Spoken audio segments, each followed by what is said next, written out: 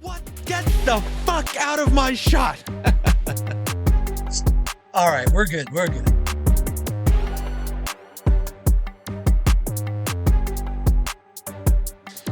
What is up, everyone? Welcome to week 4 of Francess and Friends. Did you set your DVR?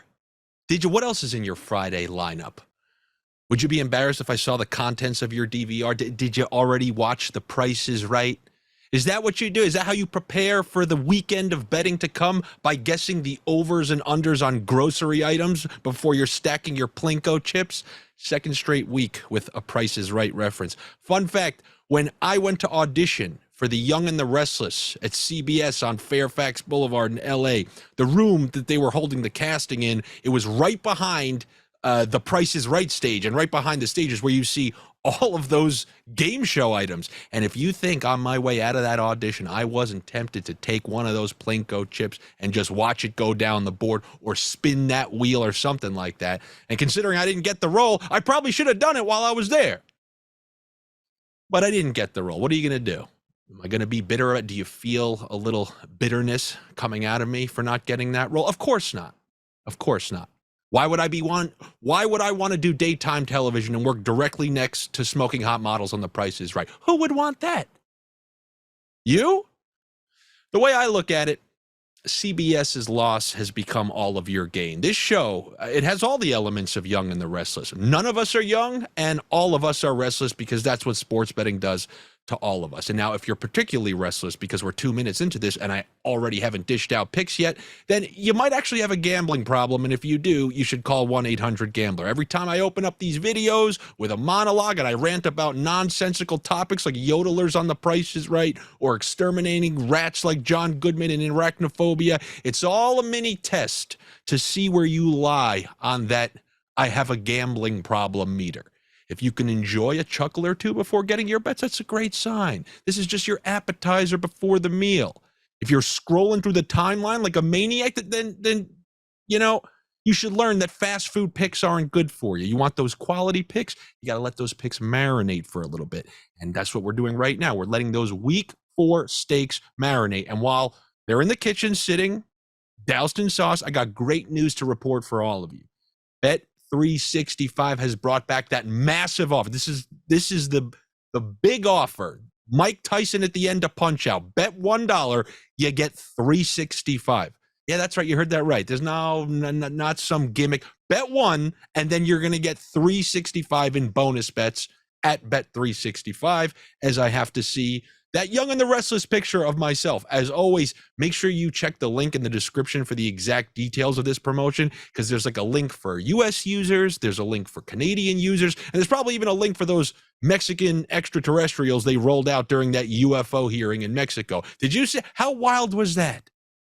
Not as wild as that promotion from Bet365. Bet 1, get 365. And remember, the legal age for gambling in most states is 21 plus. Don't use a fake ID like you're trying to get into the club.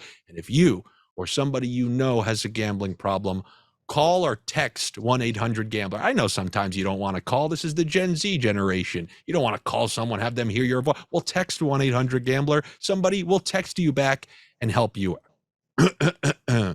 out.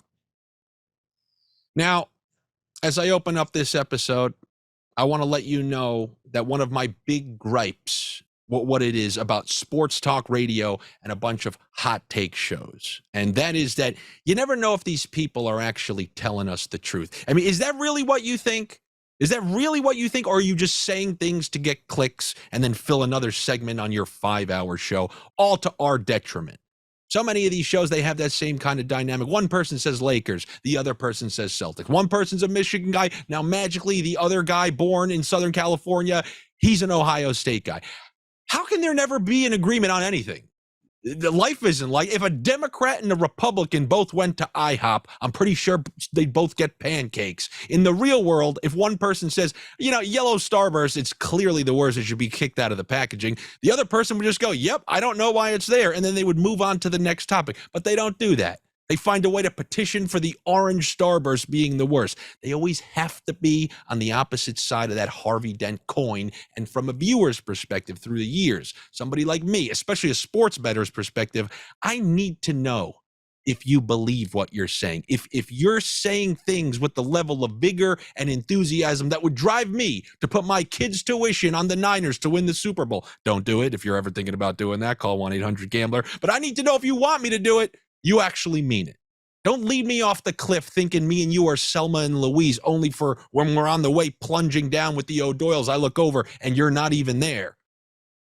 And that's why years ago I came up with a solution to hold all these people, journalists, bloggers, TV personalities, everybody. I came up with a method to hold them accountable for their takes. Now, obviously, Old Takes Exposed was a great start to this process. Great Twitter account.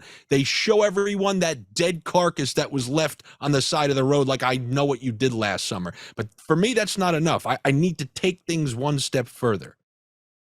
I believe that all these people on any show you watch, I don't care, YouTube, on TV, on radio, whatever, including mine, they should have to wager their airtime so that we know they actually believe the words that are coming out of their mouths. Oh, really? Oh, you think that Baker Mayfield is going to lead the Bucs to an NFC South title? That's what you think?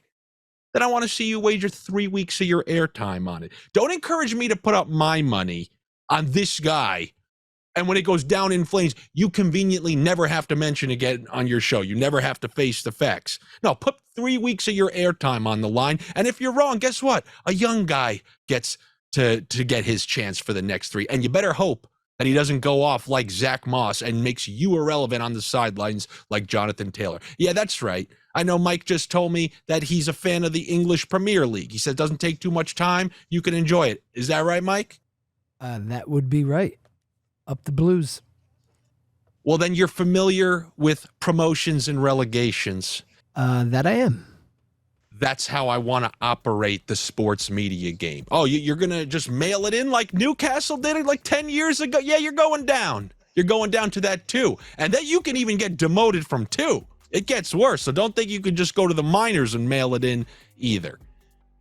Oh, but what about you, Andy? Shouldn't you have to wager your airtime? What do you think this is? This might be the last episode of Francess and Friends. I'm out here like Willie Mays Hayes, scared to open my locker because this could be my last day. That pink slip could be right there waiting for me. And I got the snake. I'm doing everything to keep it alive. That's where you people come in. You know what you got to do to keep this show alive. You got to like, comment, subscribe. That's the big 3. Jokic, Nurkic, Doncic, my fellow Yugoslavian brothers.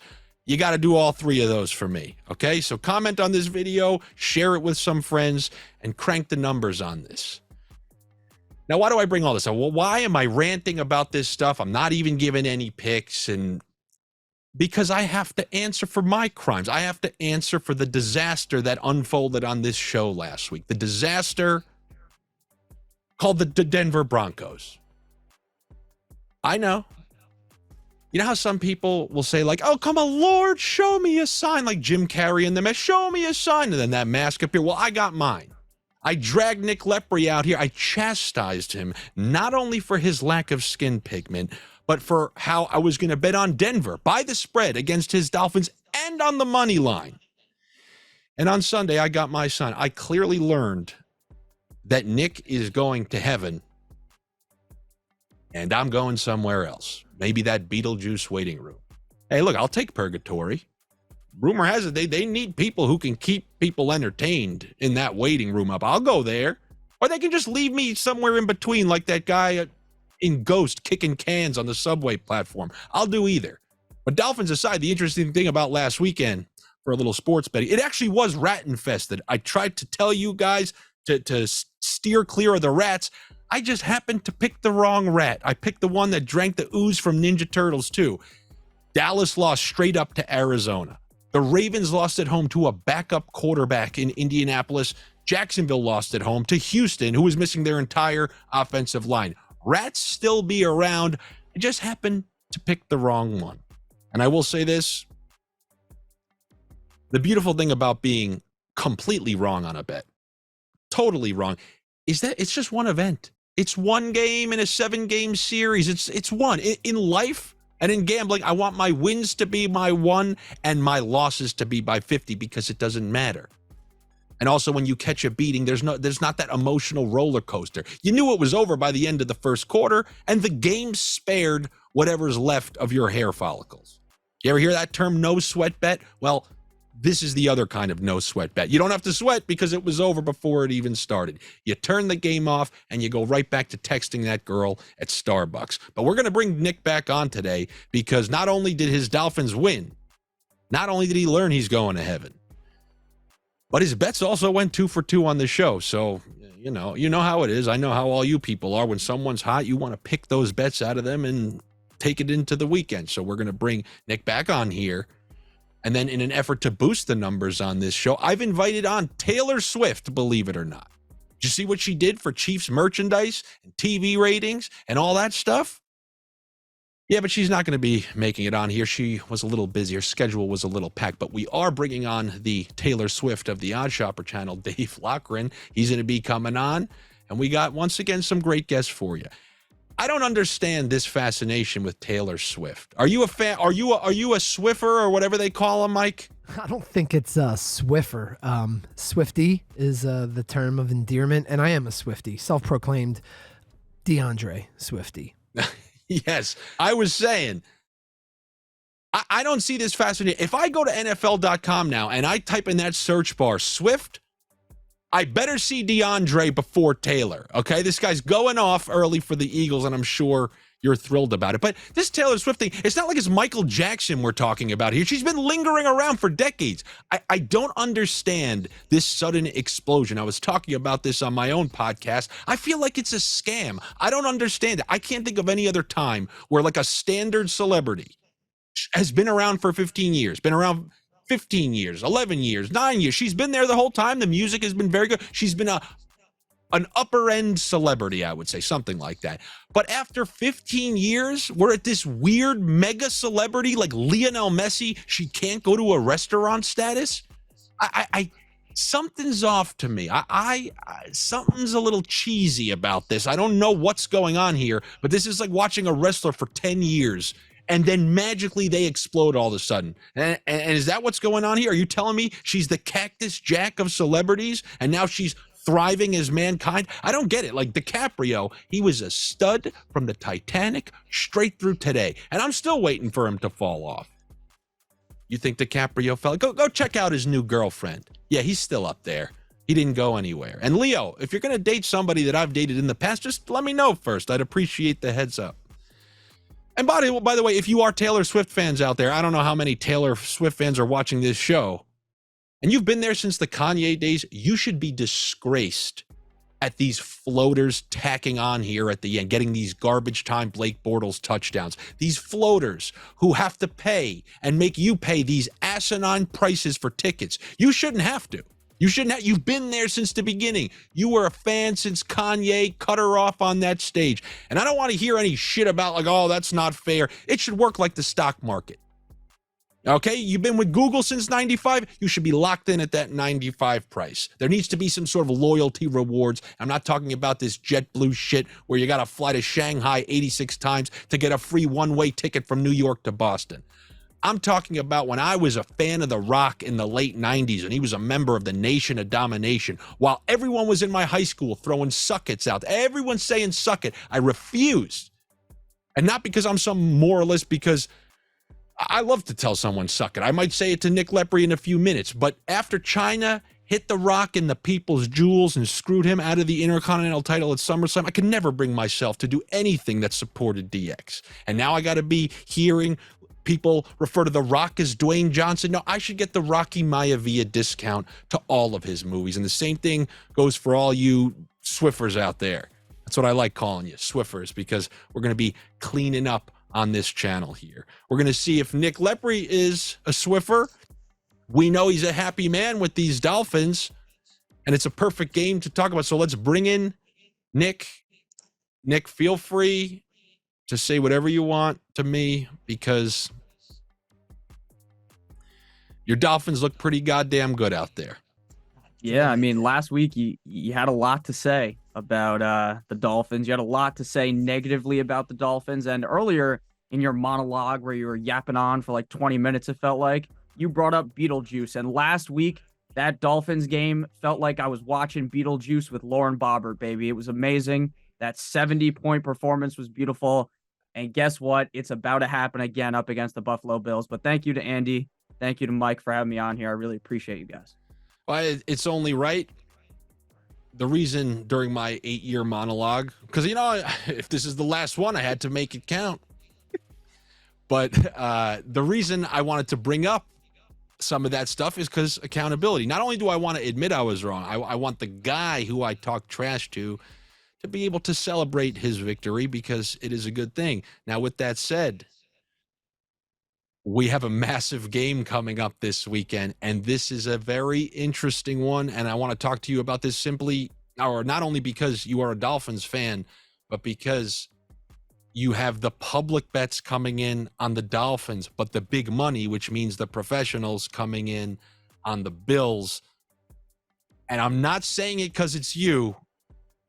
It's going to be in my video. So if anyone wants a preview of what's going to be in my best bets video tomorrow, I'm good. If it stays at -2.5, I'm going to take the Bills.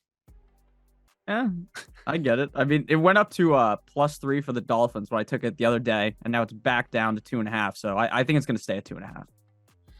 So if I can make a case for the Bill, I'm sure you know what that is, because I know you spend the majority of your nights looking to see if anyone is uploading any bad statistics about any Dolphins players in their upcoming game. Pretty certain that other than an empty stadium against the Bills, Tyreek Hill hasn't had his biggest games up there. Josh Allen has, 4-1 record against the Dolphins? No, it's way worse than that. It's like 9-2 or something. Oh, I'm sorry, against Tua. Oh yeah, against Tua. Yeah, it's like 1-3. Tua's 1-3 or 1-4, one of the other. Yeah, and then the win was that game where it was early last season with the Heat, and Josh Allen threw the ball like 800 times or something like that. So even that one, on the flip side, every single loss, I remember, how crazy is that? That there are specific things that I remember in some of these games. And I remember you tweeting, just being livid about a call that decided a Sunday night game between the Dolphins and the Bills last year. Was that true? Do you remember? It might have been. I don't remember. I remember I got banned off of Twitter last year when we were playing the 49ers, and I tweeted about how they need to send these refs to the sun, and then I got banned because apparently you can't be sending refs to the sun. I guess that's illegal. It implies something wrong. But fuck the refs, honestly. They always screw the Dolphins against the Bills. Was that pre-Elon? Was that pre-Elon? Because I feel like he wouldn't chuck you for that. You could say worse things nowadays. No, I think Elon sent me to the jail cell. He locked me up and he wouldn't let me out. I believe they played in Buffalo on Sunday night, and the Dolphins were going back and forth. If my memory serves me correctly, Mostert went off in that game, and which is why I find it very interesting. And I almost feel like I try to stay away from calling props rat bets, but you're talking about the number 1 running back in fantasy in Raheem Mostert, who had a massive game in Buffalo, coming off a massive game. They have his rushing yard total at 54.5, which makes me think, obviously, you would just say, oh, easy over. I don't know. Something's weird about that for me. Yeah, I think it's kind of just the perspective that all the Bills, the defense is quote unquote good against the run. But Brian Robinson last week ran 10 times for 70 yards. So he's running 7 yards a clip against the Bills. And if Sam Howell wasn't just one of the most trash quarterbacks you've ever watched in your life, then they probably would have ran for like 150, 200 yards in that game because they were just giving it to him easily. Yeah, and then when you think about Breece Hall on opening night, he busted a bunch of long runs against them too. I guess some of it is going to revolve around game plan and whatnot. I find it hard to believe this game isn't going to be entertaining at the very least. Like from a DFS perspective, I always try to figure out which game kind of looks like a high-scoring one, and then I'm actually going to fade because it's not going to play out the way people necessarily think. Like something like, I thought that about Ravens versus the Bengals, but this one, I just feel like Josh Allen say, okay, you're going to put up 70 points. He's going to try to play for set, and they're just going to try and trade scores left and right. So should be entertaining regardless of what happens in that one. So we're on opposite sides of that coin. But since you brought 2 winning bets to the table last week, I'm going to give you the platform to do that once again. And who knows, potentially steal your bets and not give you any credit to my own group of friends.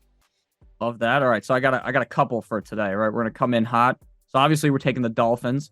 After that, my next favorite one would be Joshua Palmer over 43.5 receiving yards up against the Raiders. Now, obviously, as someone who's a fantasy guy, when you see that the Chargers draft Quentin Johnston inside the first round, it's like, things start flowing downstairs. It's like, oh my God, we're going to get Justin Herbert throwing the ball to Quentin Johnston. This is going to be amazing. But Staley just appears to be as dense as it gets.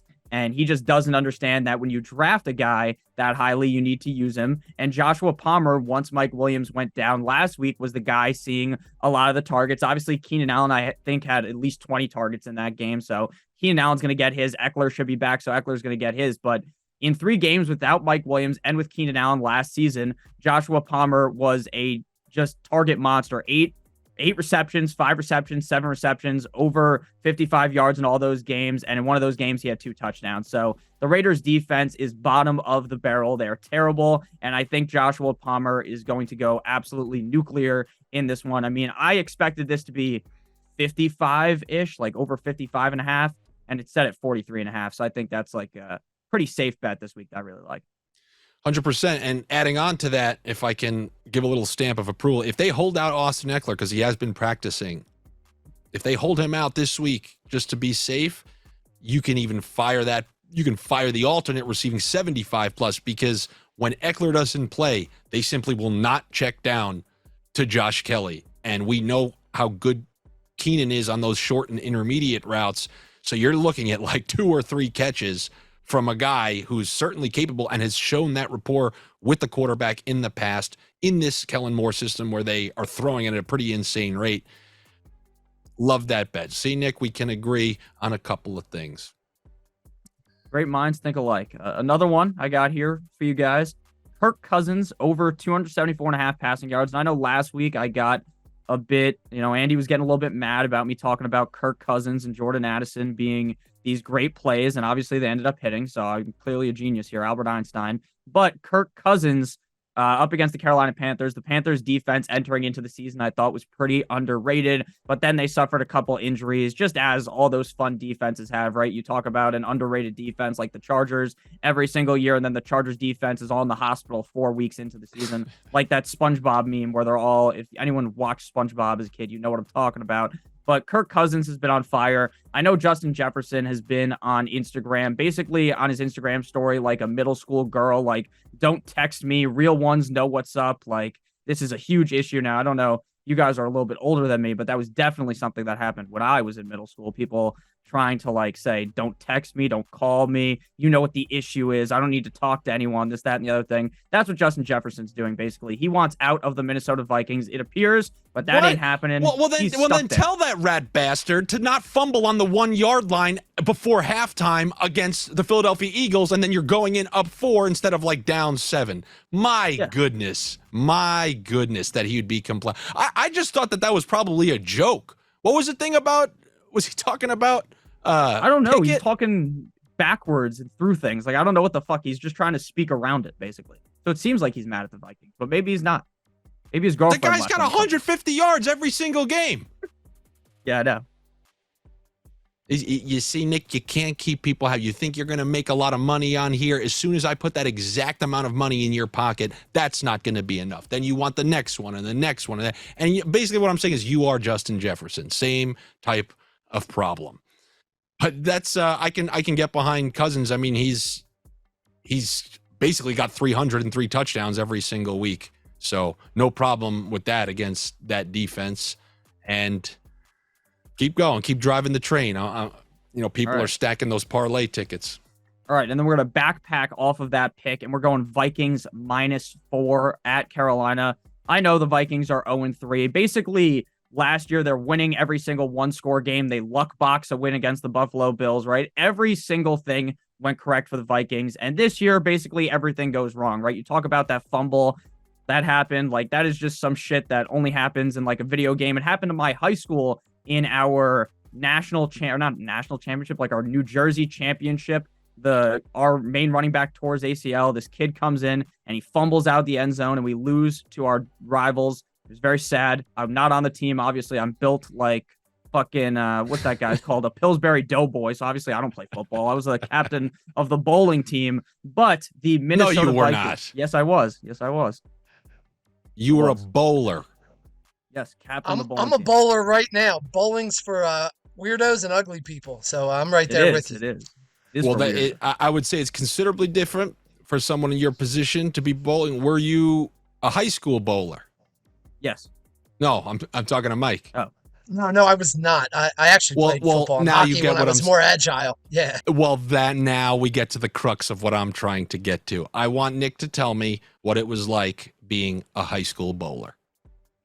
I mean, you've never seen that many bitches want to come for you, as if you were the captain of the bowling team. In reality, no. It was just like It's 3 o'clock. I'm a big fan of details, so like something like that, I can't imagine. It's 3 o'clock. The final bell rings.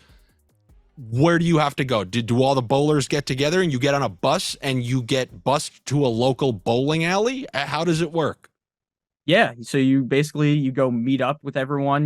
There's like a closet at the school that you put all of your bowling balls in. So there's a million men going into the closet, and then you go onto the short bus, because we don't get a real bus to the fucking bowling alley that's like 10 minutes away from the school. I live closer to it, but yeah, that's what we would do, and it was quite fun, honestly. I wasn't that good at bowling.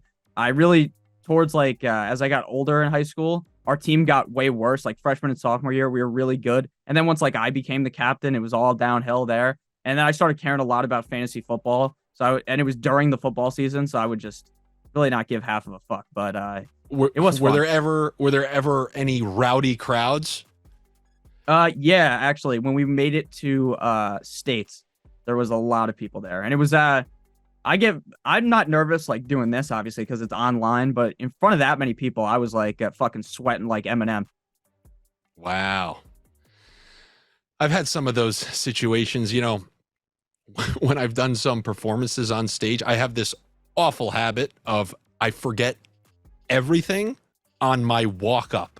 So I basically have everything not too dissimilar from this show, but for whatever reason, my brain goes, hey, I remember zero of it.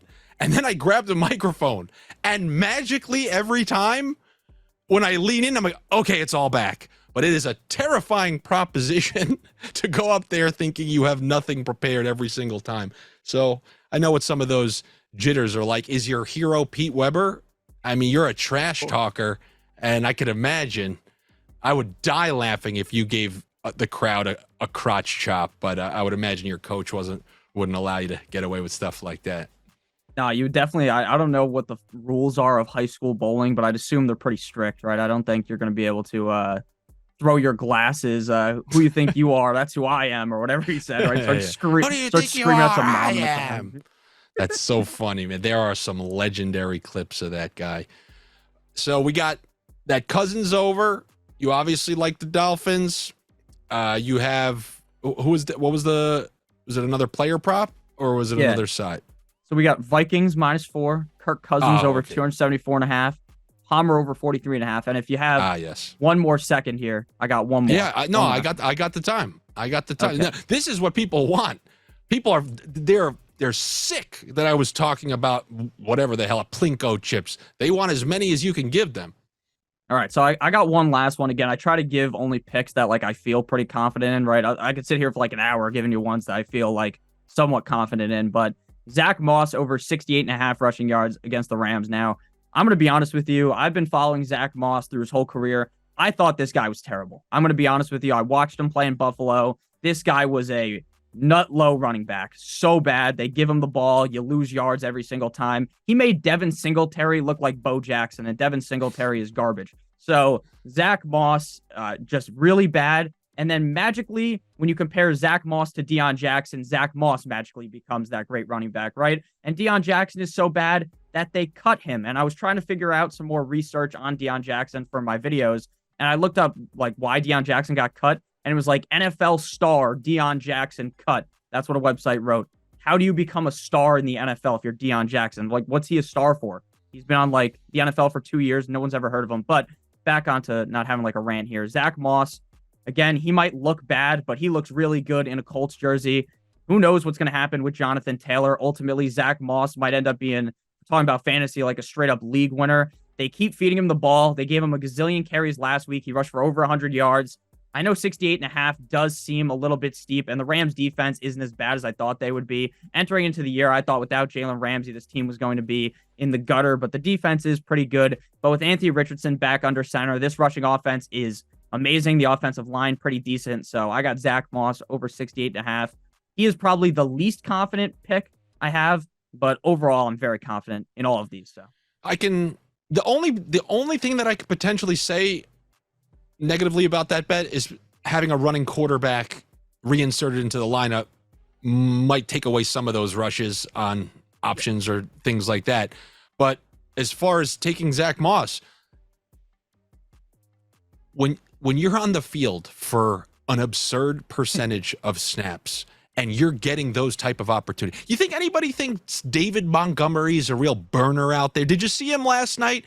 He needed 35 carries or whatever, but he got to over 100 yards and scored 2 touchdowns. He clearly looks like a slug out there. You don't necessarily have to be this big game breaker, but if you're getting all the work, that's king. I'll take a worse running back plus work than a guy like Gibbs who gets 6 chances, but he has the ability to bust one. Give me that slow guy who's going to get 50 opportunities. I like that. Both sides of that game. You got 2 running backs. It's crazy. It's Christian McCaffrey, Kyron Williams, and Zach Moss. These are the guys who are on the field for like 98% of the snaps, and also maybe Josh Jacobs. But there's no reason to hate that bet, especially, I mean, on the road against the Ravens, who have been playing pretty well to that point. If you can do it there, you can do it anywhere. It's like the betting equivalent of the New York City mantra or something like that. So I think those are pretty good. I don't really have any issues with any of those. I think you're doing the people a solid service by showing up here and giving them a couple winners. I'm sure they appreciate it too. We'll see how our head-to-head goes. You murdered me in week 1. But like I had mentioned earlier, all right, you're up 1-0 in the series. Okay, slow starter. We'll see what happens. But thank you for coming on, Nick. I really appreciate it. As always, feel free to plug your stuff. yeah, thank you. And yeah, it is a long season, and I'll be back again, hopefully, as long as you don't get canceled off the internet. So I do appreciate you.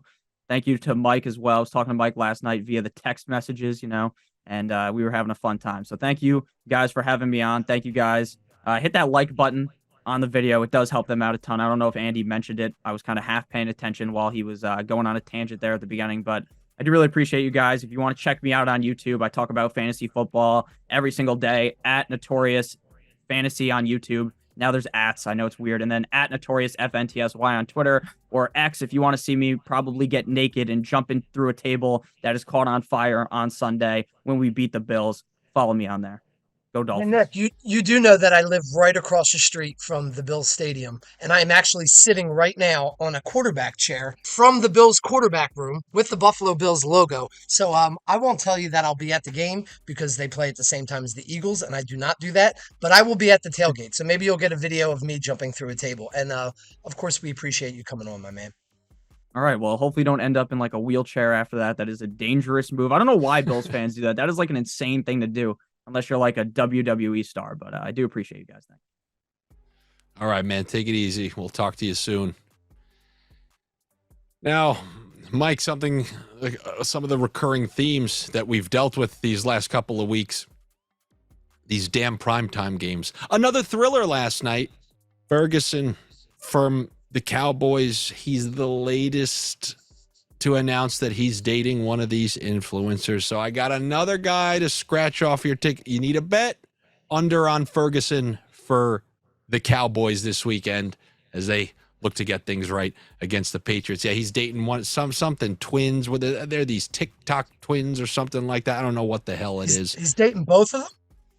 I'm married Really? to a twin. Yeah, and people always ask me how, is it hard to tell them apart? And my wife has like blonde hair. She usually keeps it straight, wears nail polish, and her twin has a dick.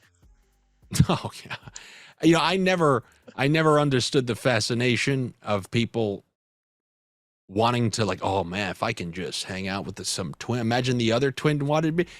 You just had that. I mean, well, you just want more of the same thing when you're using colors on a painter's palette. Do you really want to, on the Roy G. Biv scale, go to the same exact color after? I don't know. To me, that never made sense to me. Usually, you want to go to the other end of that Wheel of Fortune board.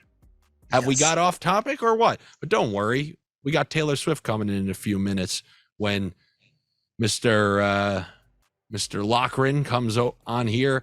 We're just waiting for him, so I'll take a little break and relax for a second, because I know I had a lot to spit out at you before. We're going to be talking about those Bengals and then also those Browns. Some of those teams between the Titans and Browns, who I talked to Lofty about last week. And I mean, I want to see what he thinks of them this week, because I don't know. I think that there's some potential in those games for some good bets. I want to see if he approves some of the ones that I have. And if he does, I'll feature them on tomorrow's video. All right, guys, we'll be back in a few minutes. So I'm back now with Dave. We talked last week. We got to the bottom of a couple crimes, got to the bottom of a couple bets. We're going to look to do the same thing. Who knows what we're going to stumble upon this week? The world is our oyster. No clue what that saying is. I have to Google sayings all the time. Like, what the hell is a bigwig? And I'm that kind of guy. I'll actually Google it and look it up. Do you want to know that? I already wasted enough time. Dave, what's going on? How you doing? I do want to know. I also frequently look that stuff up. And generally speaking, when you look it up, it has nothing to do with anything you ever could have imagined. Then we're going to do my second favorite thing, which is pause before we do that. And I'm going to ask you, if you had to take a guess, and don't feel embarrassed, some of my friends are the dumbest people humanly imaginable. They'll guess anything. What is a bigwig? My first thought would be like some, parliamentary people back then that had a lot of power. That would have been my guess, with the wigs and everything. Same. You're definitely on the right track. Yeah, there was a time period where, yeah, if you saw court and everything, people had those wigs. And then just like everything, no different than nowadays, whether you talk about rims on a car, whatever, bigger is always better. iPhone 58. And the bigger the wig was, the bigger the wealth. Kind of like how fat people were only rich, back in the day. It was the same type of thing with those wigs. And then there was also a facet of it that had to do with like fleas in people's hair. It was way easier to take off your wig and like get them out of it. So I think that's one of the reasons why wigs came into prominence. And then obviously the bigger the wig. Can you just imagine a guy with a massive wig going up to some girl somewhere and he just knows, like, you see this? Can you imagine that? Can you imagine that? What about the phrase, because this one has always stumped me, what about shit-eating grin? Who grins when they eat shit? He's got a shit-eating grin. Well, you've heard that before, right? Oh, he's got a shit-eating grin. Of course. Look at him with that. Because the shit-eating grin is somewhat like sinister. Like he almost got away with something a little bit. So my guess would be somebody, who can find joy in the worst of circumstances, so much to the point he can eat shit and smile at you. That's the best I can come up with. You might be right. Nobody actually knows the origins. You might actually be right. Or it's just, they say it could be from like when a possum eats shit.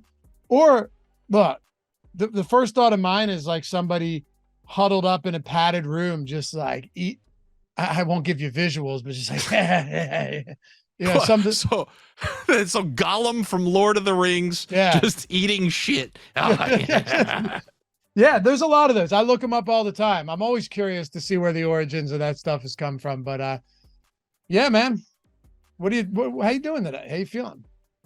I'm doing all right. I had to kind of face the music. I thought, in a week where we saw the Cowboys lose as double-digit favorites, and we saw Baltimore lose to Minshew at home after being 2-0, and we saw Jacksonville lose at home to an offensive lineless Houston team.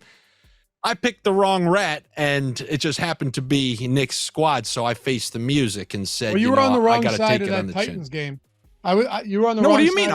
I was on the side. right. I was on the right side of that. Did I I tried say to wrong? talk you off the Titans. I was on the wrong side. You were on the right side of that Titans-Browns game. Yeah, that defense is insane. Also, Deshaun Watson finally looked like a competent quarterback for the first time since he's put on a Browns uniform. It's funny that you mentioned that. It was just natural when I was looking at the lines. The two teams that I actually wanted to talk to you about were the two teams involved in that game. Now, I kind of thought there was a chance that defense, especially in a home game, would potentially be pretty dominant. We're getting that same opportunity once again. But because it's not the Titans, I feel like people will naturally go over and take Baltimore. Baltimore is just one of those teams. I want to bet Lamar and I want to do this. They're going to be facing that defense. And it's another opportunity at home to get Cleveland at a pretty good, I think it's under 3. I kind of like Cleveland again, as long as I'm getting that defense. Yeah, the defense is really, really good right now. Myles Garrett looks like he's on another planet as far as production goes. They just listed Deshaun Watson as questionable. Like he's still questionable going into this one, been limited at practice with that shoulder. I think you have to assume that he's going to play, but worth keeping an eye on at least. The Bengals too have dealt with, the Ravens. We could talk about that Bengals game too with the Titans coming home after a really embarrassing loss where Tannehill threw for 13 yards in the second half. I mean, that was brutal. But you look at some of the injuries that this Ravens team has dealt with. Also, that weird game in the rain last week against Minshew, as you mentioned. But yeah, they're still dealing with injuries. To me, it's a matter of how many of these guys are going to be on the field. Like, look at all the questionable tags right now. If you go into their depth chart and look at the questionable tags for offense and defense, how does this team never catches a break from an injury standpoint? Ever, every single week. Yeah, go talk to the Chargers. Yeah, the Chargers haven't fared much better. Don't get me wrong. But the Ravens have been beat up all the time in that secondary, which when healthy is one of the more elite secondaries in the league. The running back, who would want to be a running back in Baltimore at this point, right? It's like who would want to stay sane in Las Vegas or think that they could? I'm not sure it happens anymore. God, the curse of Ray Rice. It's the curse. I didn't want to say it. I didn't want to say it. I don't want to. You might be right. I don't want to derail this. But no. And I'm with you on Cleveland right now because you're getting them under a field goal, right? It's still 2.5. By the way, derailment. If there's any show that's going to go off the tracks like Back to the Future 3 style, the clear worst of the 3, is going to be this show. You can go anywhere you want. I mean, I couldn't stop myself from talking about bigwigs. So you take this whatever direction you want. But as far as that Cleveland game goes, the way I look at the Ravens is they had to wiggle by Houston week 1. They lost at home to Indy. And then what the hell did they really get in Cincinnati when they beat them? Did they really get a good Cincinnati team? So it's like, I don't know much about them, but I do know what I'm getting at least on one side of the ball. And they used Ford a little creatively, scored a receiving touchdown. And I mean, they have pretty good players on the offensive side of the ball with Cooper, Moore, and Njoku. I just kind of think it sets up pretty well for them. I agree. I was on the under in this game too at 41. It's down to 39.5 in some spots now. Divisional game, two good defenses. I think Baltimore's defense could get a little healthier.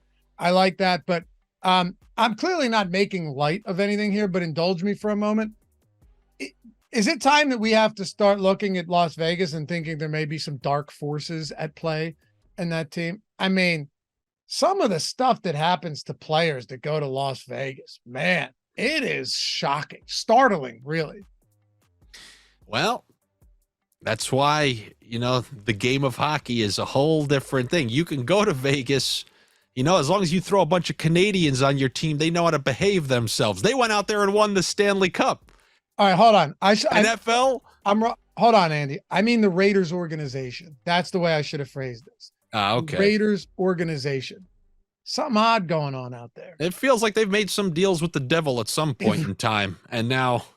If you looked, let's just be honest with me. If you looked at Mark Davis and don't come away with that, with a somewhat unsettling feeling in your gut, you probably don't have a soul. 1,000%.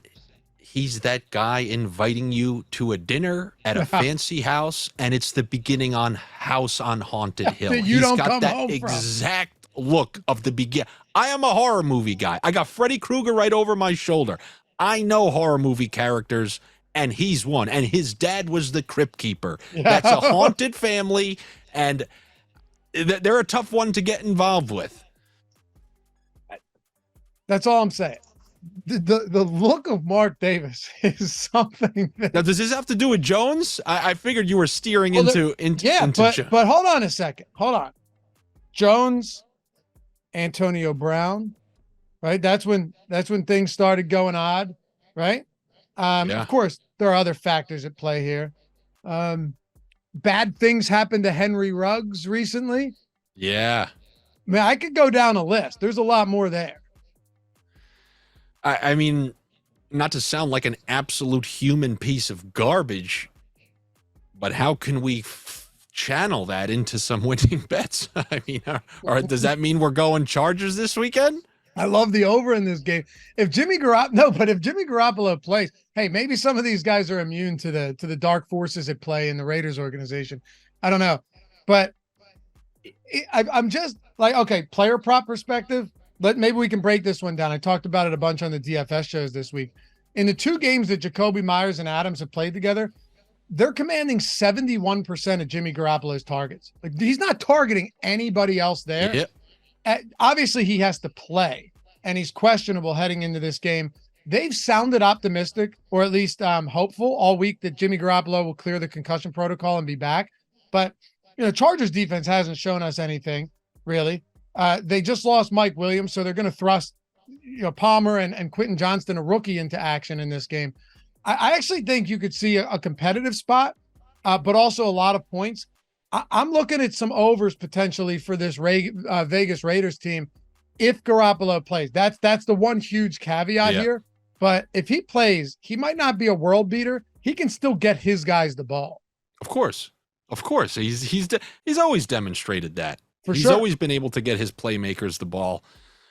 I personally believe this is just kind of more of a sniff. I'm trying to be a week ahead. I thought Josh Jacobs looked bad the first few weeks. I think it showed that he wasn't involved in preseason activities. Yep. I saw a little bit of a burst last game, just a little bit of yards after contact. And in my mind, I was saying the next good matchup he gets, the way they use him and how frequently they use him, he's got a good game on tap. And with someone like Josh Jacobs, especially from a DFS perspective where you're not going to get high ownership on someone like that, I think this is a good sneaky Josh Jacobs week, whether you want to take overs or you want to use him in fantasy. I'm with you. I like all 3 of them, as a matter of fact, if Garoppolo plays. Yeah, Jacobs not being involved in training camp can't just be overlooked. Like, you're going into the NFL where you're playing against these monsters, and it's tough. Get reacclimated, get back into it. What are your thoughts on the Eagles game? Because Sam Howell was sacked 9 times last game. He's been sacked. I want to go to the other side of the game from last week because I think there's some value in that one too. And there's another Which sneaky game? line. The Bengals. Oh, sure, Titans. go for it. So this game, it's in Tennessee, if my memory serves me correctly. Tennessee. Yep, they're 2.5 point dogs. You got Cincy starting that same turn that we saw last year. Burrow got out of that game. Now, a couple different things from the spread perspective. This has major rat potential. This is what I call a stake in the woods game. They're saying, hey, Cincy, right? Did you see them win? How bad did Tennessee look? Why don't you just take them? 2.5. It's right there. Just eat it. Eat the 2.5. So I'm a little scared on that front, although it is very tempting. One thing that I am looking at, you have an elite run defense, and then you have a quarterback who showed last week he's mostly just going to kind of try to get rid of the ball quick, get it to his playmakers. We're getting a great line on someone like T. Higgins. It's like in the low 50s or something like that because he had that classic embarrassing, multi-drop performance in a primetime game when everybody was watching. Well, how did it go after his first embarrassing performance week 1? Week 2 was like 88 yards and 2 touchdowns or something like that. I think this is a great spot to take T. Higgins. Same type of thing can be said. Oh, is he dirt? Is he finished? Is he not? Derrick Henry, I feel like I hear this every year early season. They had to play some awful run defenses, and they have the worst or awful run defenses in terms of matchups for him. Yeah. Great run defenses. Now he's getting a matchup where you can kind of exploit. Look at what some of the running backs have done. I mean, they didn't even run the ball the other night, LA. They probably should have done that more. But earlier matchups, Chubb got to 100 easy on them in like 3 quarters. And when you're talking about someone like Henry in a game that kind of looks like it might have rat potential, this is a game where you're going to get a low line on Henry. I'm a big fan of taking lower lines because of circumstances that I don't think were really in. 2 rough defenses, bad game scripts. This one should probably be closer. I kind of like Henry and Higgins in this game. You like the Titans? Because unfortunately, you can't get them at 3 or 3.5 anywhere. No. It looks like it's 2.5 everywhere. I don't. I'm that guy who's kind of I want to hit enter on Cincinnati because it looks like they're doing the Cincinnati turn where they're shifting that weight from the back foot to the front foot, kind of like they did last year. And also someone like Burrow, the over on his passing yards, the guy is just going to sit in shotgun mostly and throw quick passes to very talented players against a pass defense that allows you to funnel passes against them and then completely stuff the run against an inefficient running back in Joe Mixon. Also like the under on his rushing yard. There are so many bets in this game just because of the matchup, but I'm just too scared to take the most popular one, which is -2.5 for the Bengals. Yeah, and also let's at least give Mike Vrabel's Titans some credit. I don't think they're going to come out here and just get embarrassed again at home after that loss. I don't think they will. I think most people assume that that's what's going to happen. I think most people assume that they're just going to come out here and get shit on against the Bengals. I don't think that will be the case in this game. However, if I can't get him at 3, I don't want him at 2.5 because you could see the Bengals winning this game. This isn't a spot where I think sides look great at all. Derrick Henry, I think, I think he's more of, in my opinion, more of a DFS option for me because ownership comes into play when you're talking about daily fantasy, and then you can get leverage when it comes to just like the binary, zero-sum game of over or under. I don't know if there's really enough incentive for me to tackle Henry. When it comes to Henry in daily fantasy, it's different, as you know. Because if he ends up being like 3% owned and nobody wants to touch Derrick Henry, and Derrick Henry has that monster game, it's beautiful. Derrick Henry has a monster game and goes for 200 yards, and I have the over on rushing yards at, what's it at right now? Over on 67.5, which still, by the way, does look good. He could have 68 yards or 200 yards, and I'm getting paid out all the same. Yeah. 67.5 does look very good for Derrick Henry, though. Very good. Yeah, I am a big fan of, I immediately look at the lines of people who still have it in them. Now, I know there's a debate for Henry this year because he's 29 and whatnot. But like those people like T. Higgins, Debo, and after a slow week 1, just anybody where they're going to slightly lower that, I'm going to just try to jump on it right away because it's not really a question of their talent. A bunch of random players that doesn't apply to, but guys that and I think T. Higgins falls in that category as well. So I'm going to be poking and prodded at that game, all while staying away from that major bet. But if you want to go to the Eagles now, this is your squad. Do you have any sort of home biases? No, I stay away. I'm not. If anything, it's the wrong type of biases where I just think everything's going to go wrong. But last week I did a video on it was that Monday Night Football game with the Eagles. DeAndre Swift had a 32.5 yard rushing prop, 32.5 yards. Okay. I think it closed at like 34, but he had a lower rushing prop than Kenny Gainwell. DeAndre Swift is far and away the best running back on this team. It's not close. It's not a question by far. Kenny Gainwell is the most uninspiring guy out there. He's fine. He's not exciting. That's just who he is. But Sam Howell, this is what I wanted to talk to you about. Sam Howell was sacked 9 times against Buffalo. He's been sacked 19 times on the season. That's 6 more than any other quarterback. He's only been pressured 48 times. 19 of those are sacks. He's completing 36% of those passes, 1 touchdown, 4 interceptions. It's been a train wreck. Now you've got guys like Jalen Carter and just a behemoth of a man in Jordan Davis moving entire moving 600 pounds of double team and pushing guys backwards. Maybe they find a way to make this work.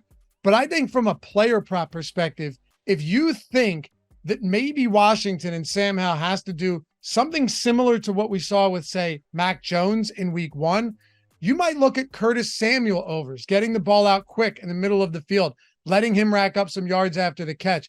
There may be some opportunities here. The problem is, I don't know if Sam Howell can be kept on his feet in this game. I think the 8 points is perfectly reasonable. It is a divisional game. But last year, when the Washington Commanders beat the Eagles in week 10, Eagles were 8-0 going into that, had a bye in week 9. When they beat them in week 10, they ran the ball 48 times. Eagles went out because the run defense was so bad, added like Linval Joseph and Ndamukong Suh, pulled guys off the couch. Their run defense is now the best in football. So how do you combat that if you're Washington? That's a good question. I know he's on pace, Howell, to break the single season record by a mile if he keeps taking sacks at the rate that he's taking them. It's bad. Usually if somebody has that type of characteristic, or should I say flaw in their game, it ain't just going to eradicate itself. It's just like, I think it's maybe ingrained in them to try to extend the play or something like that. And I mean, is that what you're mostly going to is Curtis Samuel and DeAndre Swift? I mean, I don't know. This is not a game that I've kind of focused my, every week, certain ones kind of catch my attention. And this one's tough. I mean, a team after a shutout, usually you get some sort of reasonable effort. Then the Eagles are throwing a beating out there. I don't know. Maybe they're a little lackadaisical out there. It's possible. I think Curtis Samuel at that number, and obviously shop around for these props. I promise you guys, if you do that, you're going to find some very good odds. Like yesterday, Amon-Ra St. Brown was plus 145 some spots, plus 110 in other spots. You always take that extra money when you can. But, this is just one of those games where maybe I don't have a strong lean on anything specific. Okay, here you go. FanDuel, Curtis Samuel's at 28.5. On DraftKings, he's at 31.5. Yeah, I would take the over on a 28.5. By the way, the over is the under, sorry, minus 108. But the over is, so it's going to be some juice on it. I would pay a little bit of additional juice to get 3 yards knocked off that. 28.5 yards. This is what I'm saying, Andy. Is it a flaw that's just wired in you? Probably. But after what we saw last week with 9 sacks, knowing what they're up against this week with a full week to prepare, you have to do something to combat that. I think it'll be getting the ball out early, and I think Curtis Samuel could be a beneficiary of that.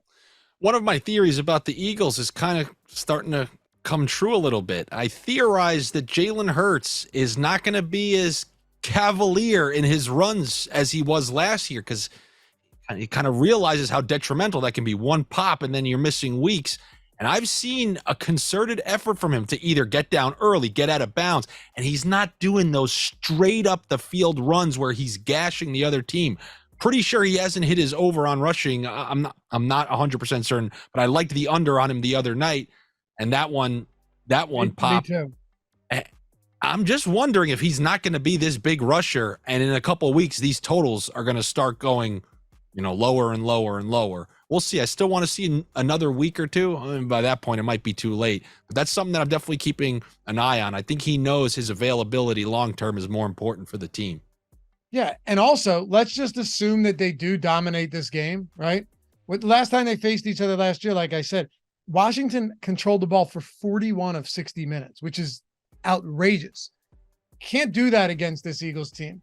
They can control the ball. We saw the Tampa Bay Bucks score, kick the ball off with 9.5 minutes to go in the fourth, never got the ball back, which is ridiculous. If that is similar to this, why would Jalen Hurts need to run? What's his prop at? 41.5 right now? Yeah, it's usually something. I believe I saw it in the low 40s.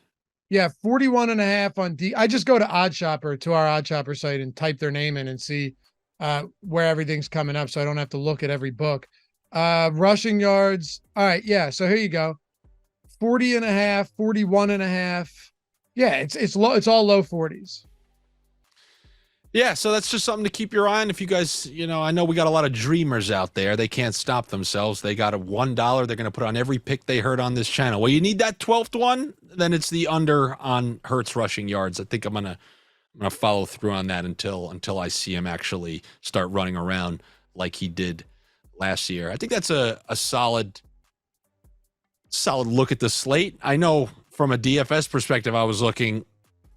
You better have a lot of money and a lot of max entries in you because there are just so many juicy matchups across the board. And this is one that I feel like I wish I was going to a state that didn't have DFS so that I couldn't waste my money on entries. Because this is one you could burn. This is one of those burn your whole stack type of weeks in DFS. Let me shoot one more at you before I go. Let me ask you a question. There's a couple of interesting games, like Broncos and Bears is just a mess. Yeah. But I think if you can get Bears at +3.5, you kind of just have to do it, given that both of these teams are broken. Home team, you take them outside of a field goal anytime. Cardinals are 14-point dogs.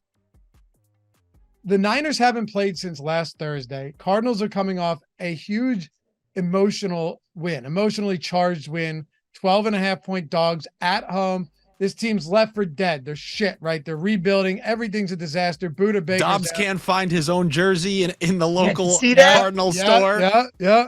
And Insane. now they're 14-point dogs. Andy, I think this game could be a bloodbath. It absolutely could be a bloodbath. I think the Niners love this narrative that they have 30 points every week. Yeah, you might be right. I'm telling you, I think Shanahan would be like, "Oh yeah, I'm a conservative coach. Fucking run them out there," and they might absolutely beat the shit out of them. That's what I'm thinking too. I mean, I just have a rule though, like once you start getting into double digits, the backdoor covers become a problem. Or what if they just fucking take the opening kickoff, get lucky, or just one luck? Now you're down 17. You're down like 17 to begin, or 20 to begin with. It's just annoying. So I try to stay away from double digit. Well, that's favorites. why I was asking you, because I do too. But this just individually seems like one of those games where if it was 40-3 at the end, you'd go, "Yeah, it makes sense."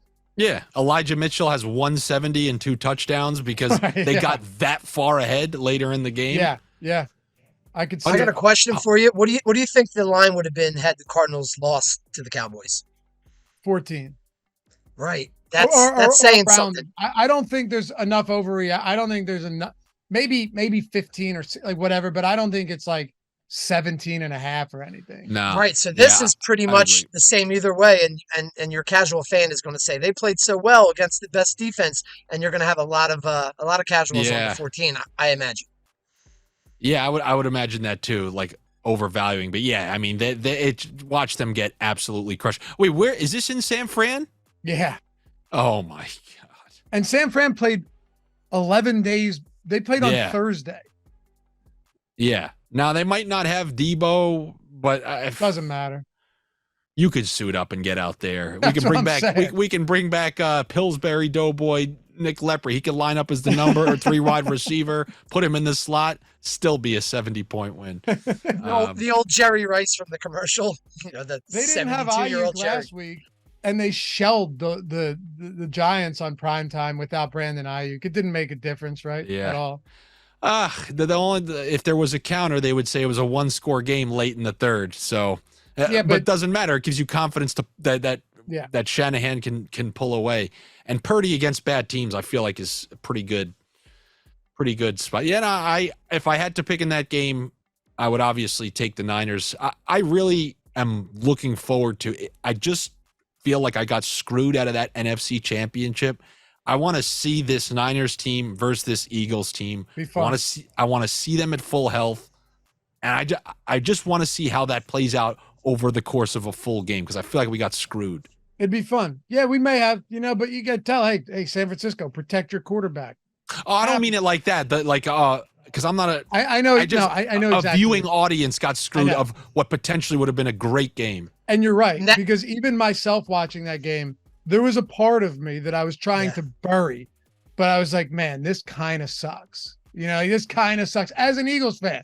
Going into that Sunday, I'm like, wow. Of an objective so rare. View. No, I know what you're saying. Yeah. Yeah, I'm like, holy shit, we got the Bengals And Casey, a game that everyone's dying to see, the team that dominates Mahomes. And then you're getting two teams that are just, well, San Fran was on absolute fire too. They'd won like 12 straight to end the year or something like that. Yeah. And the Eagles showed some flaws in their game because we didn't know how healthy Hurts was. And just, it was like, all right, well, which one's going to win out? And I just remember I'm watching Christian McCaffrey take snaps at quarterback saying, how did we end up here? I'm bad. already depressed, you know? Then they brought Purdy back with no elbow. Yeah. Yeah, that was Didn't they miserable. bring him back out after Josh Johnson or whoever it was went down? Pretty sure they put Purdy back on the field and he handed the ball off for a straight Yeah, quarter. he just didn't even make one throw, which is absolutely wild. Well, hopefully this Sunday is going to be more entertaining. We got that one matchup that's kind of like that with, the Bills and the Dolphins. We talked about that earlier. Well, we will see if we're back again next week. We're going to see if I am Willie Mays Hayes and I do open that locker and slowly open that one eye and see that pink. Or maybe I'll be like Ricky Vaughn and you, Dorn, over there, the longtime guy at Odd Shopper, will put a fake slip in my locker. Thank you, everybody, for coming back once again. Always appreciate it. I've had a lot of fun these first couple of weeks. Hopefully we're back next week. If you see the video, it means that things went well. And if you can, like we mentioned before, do the big three. Subscribe to the Odd Shopper channel, like this video, comment. I guess there's going to be a 4. There was Rajon Rondo, the hidden part of the big three. Share it with some of your friends. I really do appreciate it. And good luck this weekend, everyone. Take it easy.